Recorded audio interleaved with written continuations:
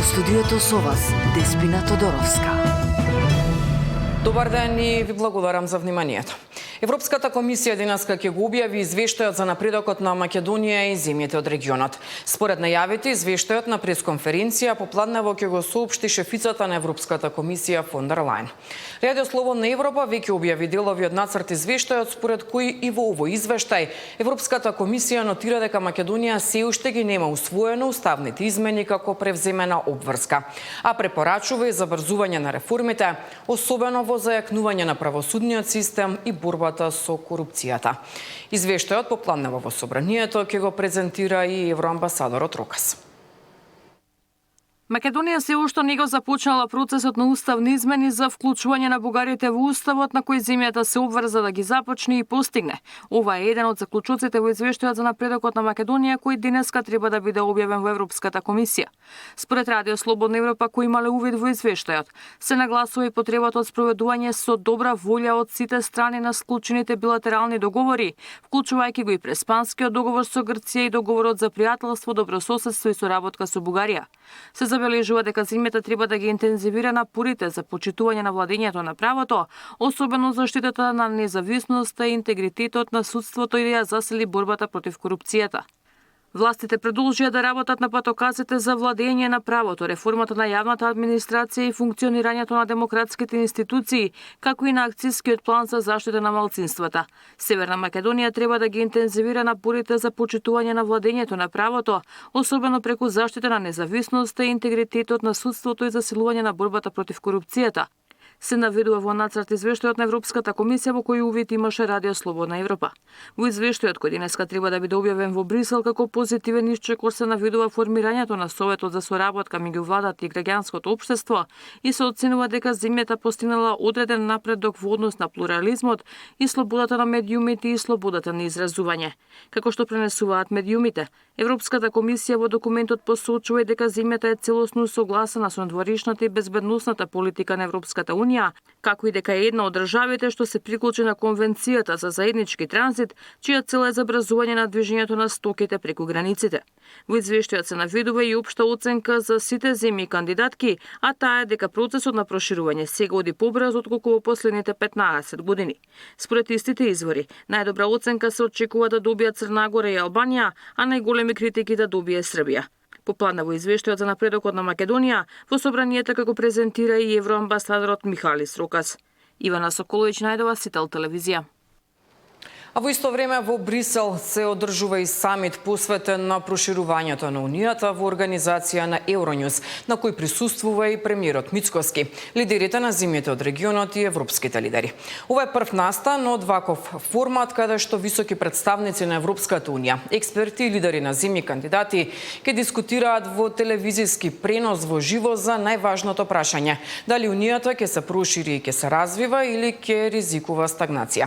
Во најавата за самитот се истакнува дека војните конфликти на границите на Европската Унија и растечките демократски аспирации во соседството го претворија проширувањето во стратешки императив, а не само политика.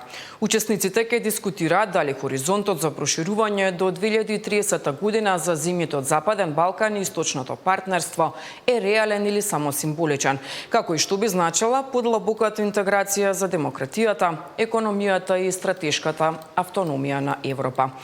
Покрај премиерот Мицкоски на самитот е најавено и учество на председателот на Европскиот совет Антонио Кошта, на председателите на Молдавија, Србија и Украина, премиерите на Албанија и на Црна Гора, како и еврокомесарката за проширување Марта Кос.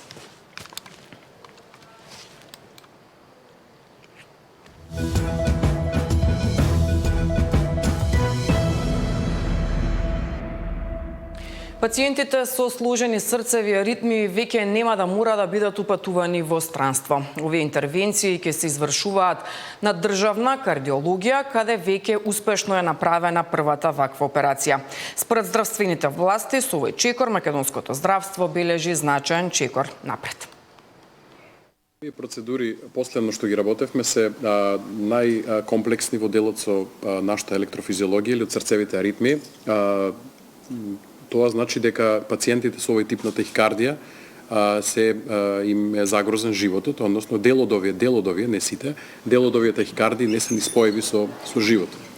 најави веќе за процедура која што ја очекуваме би ја работеле веќе до крај на овој месец, односно почеток на следниот месец, извинете, каде што пациентот е повеќе од 4 пати хоспитализиран заради таа малигна аритмија, не само што му е нарушен квалитетот на живот, него кој што веќе кажав му е загрозен и живот. Така да овие процедури ни представуваат врв во нашата струка. Минатата година, кога разговаравме што може да се направи, како да се направи, решивме да го зголемиме значително финансирањето за овој тип на работа и условниот буџет беше зголемен за 50% од 126 милиона на 190 милиони денари. Генерално најмногу за зголемување на 3D мапирањето со аблации и на криоаблациите повеќе кратно. Доктор Јана спомна зошто е важно, бидејќи потешките случаи беа праќани во странство за интервенции, значи во основа едно вложување за да заштедиме во подоцнежните фази.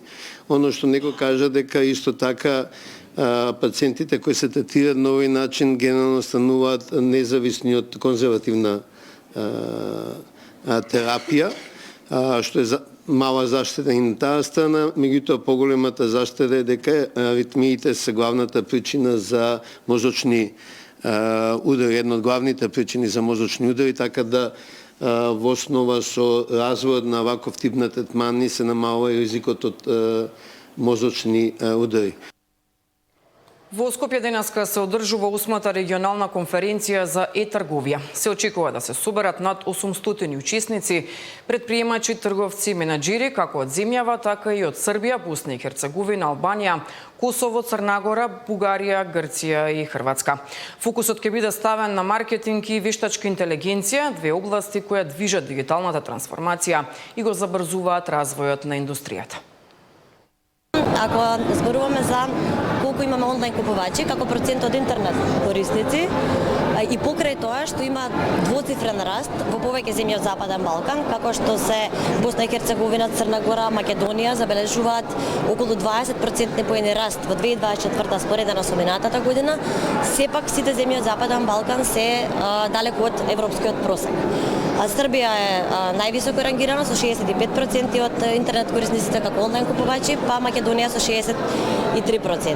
Но бидејќи темата е вештачка интелигенција, разгледувавме каква е дигиталната подготвеност на компаниите, значи колку се користат алатки како ERP софтвер инсталирани, како финансиски и сметководствени системи, колку имаат компании имейл систем, но и колку користат алатки за вештачка интелигенција.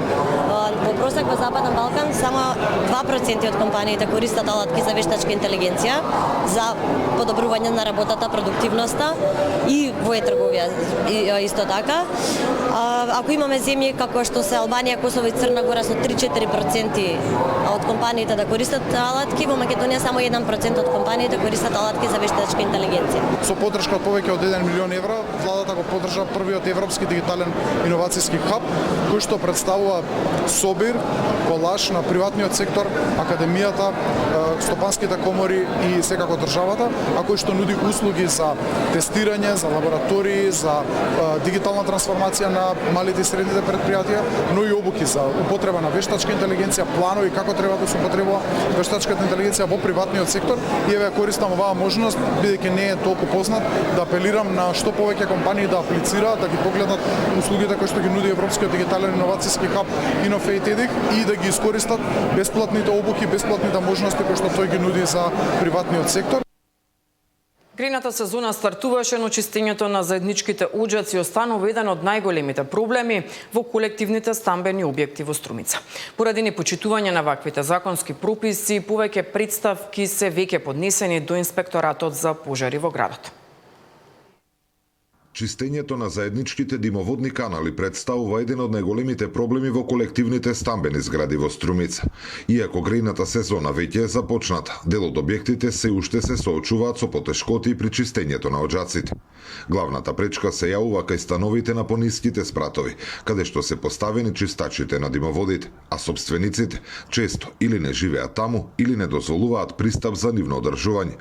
Овој проблем бил причина и за неколку представки испратени до инспекторатот за пожари во Струмица. Најголем проблем ни представуваат колективните стамбени згради, каде што имаме огромен број на собственици и од тие колективни стамбени згради каде што имаме пола и повеќе, каде што собствениците не живеат, туку се или иселени или живеат на други места. Досега имаме 6 пријави, односно представки, по сите е постапено, отидено е, значи делувано е превентивно со опомени и потоа сме известени дека димоводните канали се уредно исчистени со добиени записници од луѓето кои што ги чистели. Инспекторот за пожари предупредува дека чистењето на димоводните канали е законска обврска, а попречувањето на постапката представува кривично дело. Законска обврска е сите што имаме димоводни канали дома да си ги чистиме заради наша безбедност и законски е доколку тоа не го направиме, значи следуваат и санкции како од кривична одговорност заради загрозување на општата безбедност, така и прекршен налог во